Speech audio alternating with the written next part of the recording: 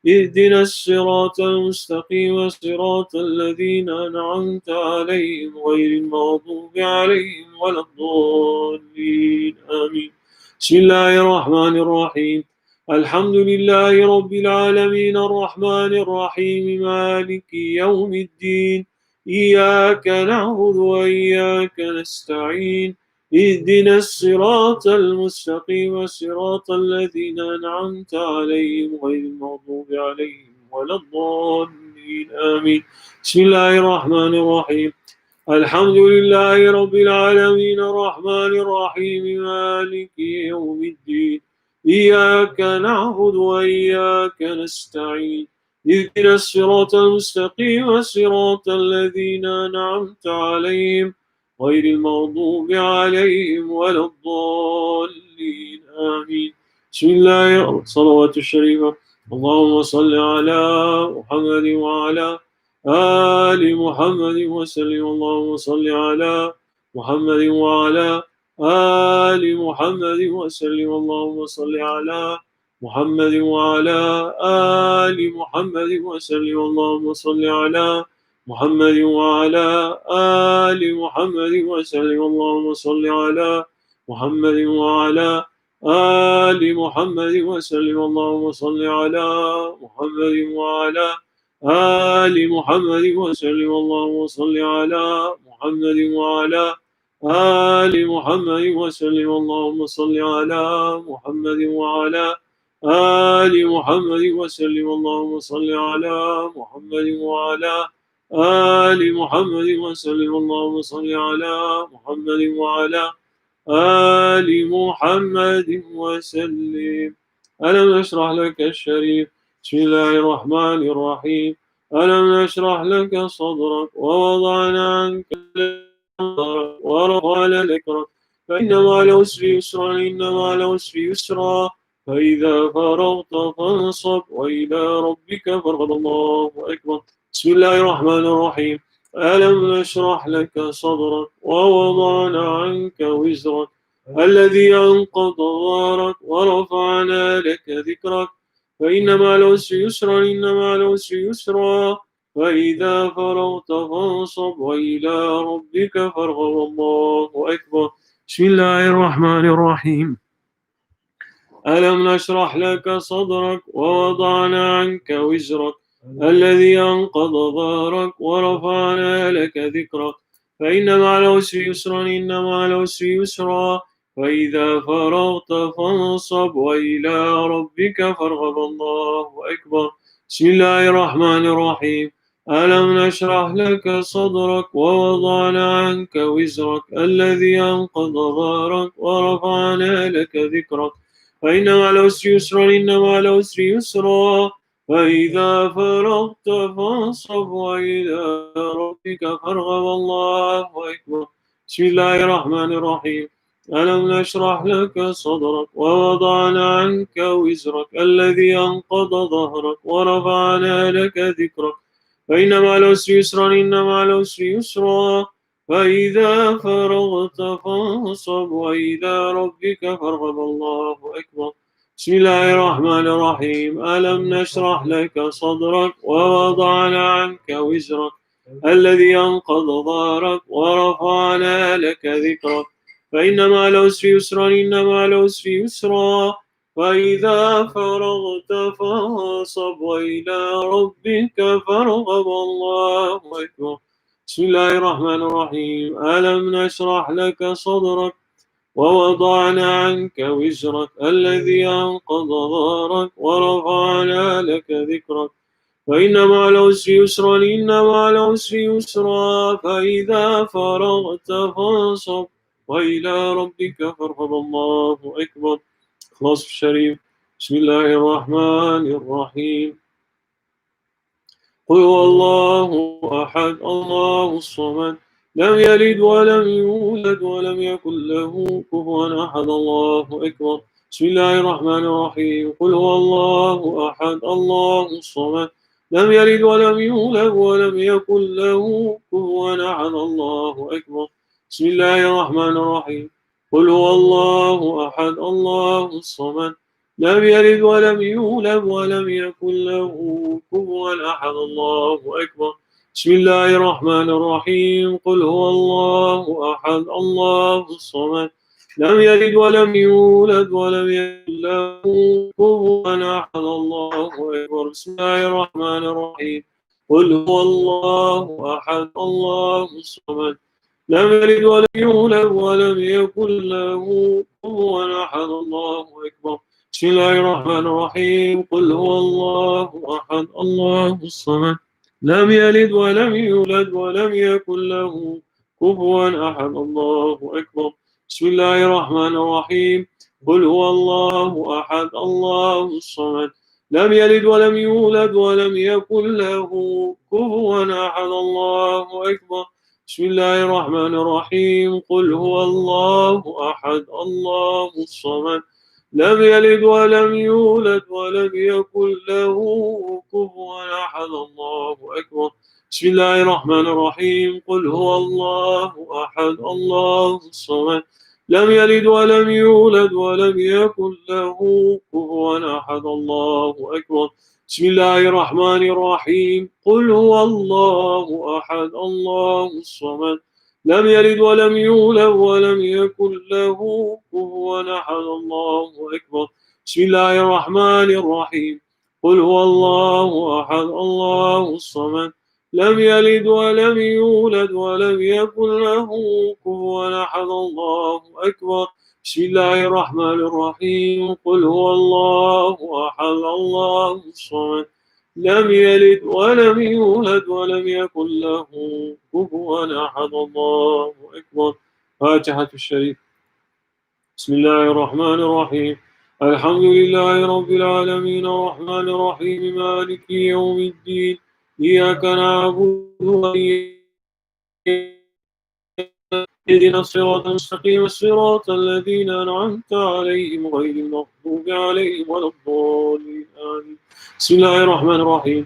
الحمد لله رب العالمين الرحمن الرحيم مالك يوم الدين إياك نعبد وإياك نستعين اهدنا الصراط المستقيم صراط الذين أنعمت عليهم غير المغضوب عليهم ولا الضالين آمين. بسم الله الرحمن الرحيم. الحمد لله رب العالمين الرحمن الرحيم مالك يوم الدين إياك نعبد وإياك نستعين اهدنا الصراط المستقيم صراط الذين أنعمت عليهم غير المغضوب عليهم ولا الضالين آمين. بسم الله الرحمن الرحيم. الحمد لله رب العالمين الرحمن الرحيم مالك يوم الدين إياك نعبد وإياك نستعين اهدنا الصراط المستقيم صراط الذين أنعمت عليهم غير المغضوب عليهم ولا الضالين آمين. بسم الله الرحمن الرحيم. الحمد لله رب العالمين الرحمن الرحيم مالك يوم الدين إياك نعبد وإياك نستعين اهدنا الصراط المستقيم صراط الذين أنعمت عليهم غير المغضوب عليهم ولا الضالين آمين. بسم الله الرحمن الرحيم. الحمد لله رب العالمين الرحمن الرحيم مالك يوم الدين إياك نعبد وإياك نستعين اهدنا الصراط المستقيم صراط الذين أنعمت عليهم غير المغضوب عليهم ولا الضالين آمين. بسم الله الرحمن الرحيم. الحمد لله رب العالمين الرحمن الرحيم مالك يوم الدين إياك نعبد وإياك نستعين اهدنا الصراط المستقيم صراط الذين أنعمت عليهم غير المغضوب عليهم ولا الضالين آمين. صلوات الشريف. اللهم صل على محمد وعلى آل محمد وسلم. اللهم صل على محمد وعلى آل محمد وسلم. اللهم صل على محمد وعلى آل محمد وسلم. اللهم صل على محمد وعلى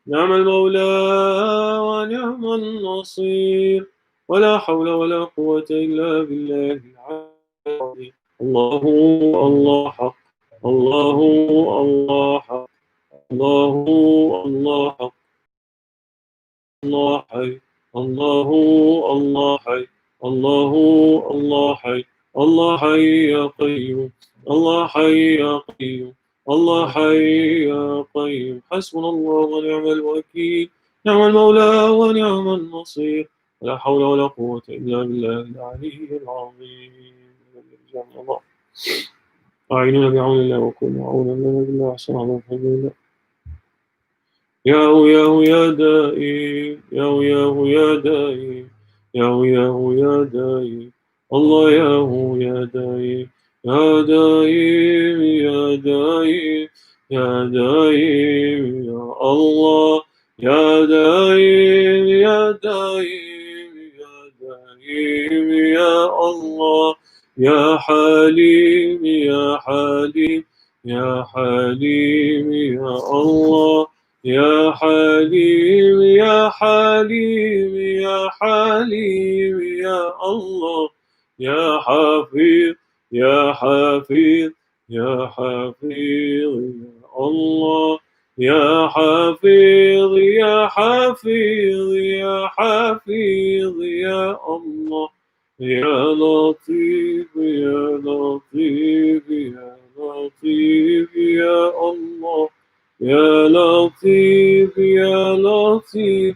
يا لطيف يا الله، يا مغيث يا مغيث يا مغيث يا الله، يا مغيث يا مغيث يا مغيث يا غفار يا غفار يا الله، يا غفار يا غفار يا غفار يا الله، يا ستار يا ستار يا ستار يا الله، يا ستار يا ستار يا ستار يا الله، يا عليم يا عليم يا عليم يا الله، يا عليم يا عليم يا عليم يا الله، يا حليم يا حليم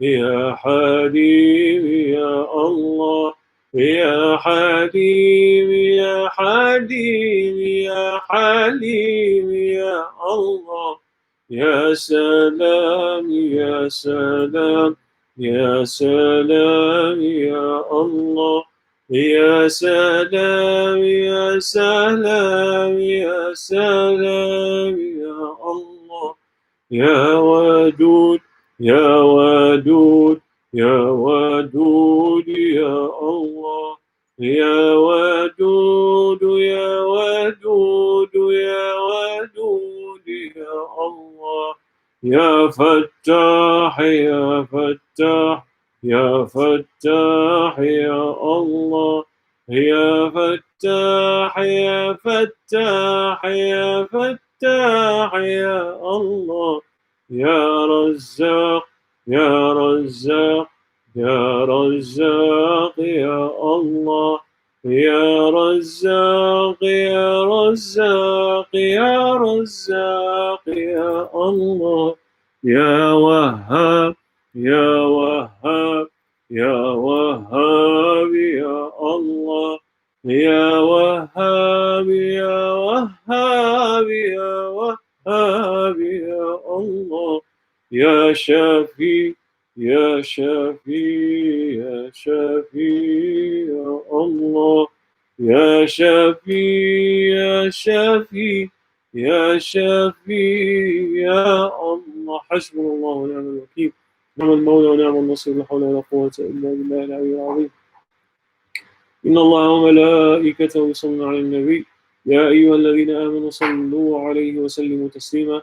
اللهم صل على محمد وعلى آل محمد وسلم. اللهم صل على محمد وعلى آل محمد وسلم. اللهم صل على محمد وعلى آل محمد وسلم. اللهم صل على محمد وعلى آل محمد وسلم. اللهم صل على محمد وعلى آل محمد وسلم. اللهم صل على محمد وعلى آل محمد وسلم. اللهم صل على محمد وعلى آل محمد وسلم. اللهم صل على محمد وعلى آل محمد وسلم. اللهم صل على محمد وعلى آل محمد وسلم. اللهم صل على محمد وعلى آل محمد وسلم. صل يا رب وسلم على جميع الأنبياء والمرسلين وعلى كل أجمعين والحمد لله رب العالمين. على أشرف العالمين سيدنا محمد الصلوات، على أفضل العالمين سيدنا محمد الصلوات، على أكمل العالمين سيدنا محمد الصلوات. صلى الله تعالى وملائكته وأنبيائه ورسله جميع خلقه على محمد وعلى آل محمد عليه وعليهم السلام ورحمة الله تعالى وبركاته.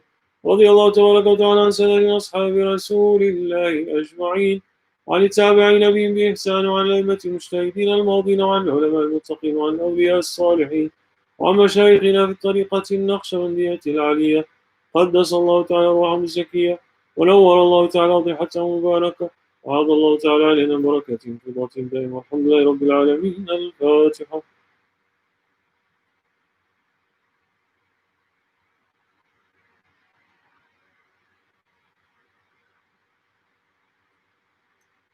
نهدي ثواب ما قرأنا ونور ما تنور القضية من حضرة النبي صلى الله عليه وسلم. أرواح إخوان الأنبياء وسلم قدماء شرعين، أرواح الأئمة الأربعة، أرواح مشايخنا في الطريقة النقشبندية العالية، خاصة رحمه وتلغى وخلقه والشعباء الدين نقش محمد وسيد البخاري، وأنا سيد الصالح ياسر الشيخ عبد الله الفارس الدغستاني، وأنا سيد الصالح ياسر الشيخ محمد ناظم عادل الحقاني، الشيخ محمد عادل الرباني، وسائر سادتنا الصديقين. الفاتحة.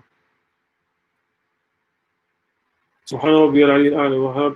بسم الله الرحمن الرحيم. الحمد لله رب العالمين، وأفضل الصلاة وأتم التسليم على سيد الأنبياء والمرسلين، إمام المتقين، قائد الغر المحجلين، مولانا مولى الثقلين، سيدنا أبي القاسم محمد. اللهم صل على سيدنا محمد الفاتح لما أغلق والخاتم مما سبق، ناصر الحق بالحق والهادي إلى صراطك المستقيم، وعلى آله حق قدره ومقداره العظيم. اللهم ربنا آت نفوسنا تقواها وزكيها أنت خير من زكاها، أنت وليها مولاها. ربنا لا تزغ قلوبنا بعد إذ هديتنا وهب لنا من لدنك رحمة إنك أنت الوهاب. اللهم اشف مرضانا ومرضى المسلمين، وارحم موتانا وموتى المسلمين يا الله. Grant shifa for all those who are ill, those who are afflicted. There's one of our brothers just posted that he has COVID. May Allah subhanahu wa ta'ala bring you back to full health, inshallah, and keep you and your family in good health. And all those who are going through this difficult time, may Allah subhanahu wa ta'ala keep you healthy and safe. اللهم اجعل جمعنا هذا جمعا مرحوما، وتفرقنا من بعده تفرقا معصوما، ولا تجعل بيننا ولا معنا شقيا ولا محروما. اللهم اجز عنا نبينا خير ما جزيت نبينا عن امتك، واجز عنا شيخنا خير ما جزيت شيخنا عن مريديه. اللهم يا مصرف القلوب صرف قلوبنا على طاعتك، يا مقلب القلوب صرف قلوبنا على دينك. وصلى الله على سيدنا محمد وعلى آله وصحبه وسلم. سبحان ربك رب العزة عما يصفون، سلام على المرسلين، والحمد لله رب العالمين. الفاتحة.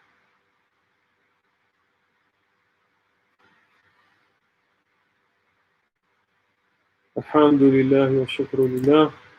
Thank you all for joining us, those online, mostly online. Inshallah, here in Canada, we're hoping to have weekly zikr, even with few people. Now they're allowing 10 people, I think, bring it down. Hopefully they won't make it less. Inshallah, we hope next week we will have some other voices also doing the zikr. And don't forget, tonight is Laylatul Jum'ah, so make as much salawat as you can on Prophet Sallallahu Alaihi Wasallam. Inshallah, Mawlid Nabi month is coming, so we're intending to do lots of Mawlids and Nasheeds, inshallah, in that month. And Jum'ah Mubarak, inshallah. Assalamu alaikum wa rahmatullahi ta'ala wa barakatuh. Salams to all those who said salam.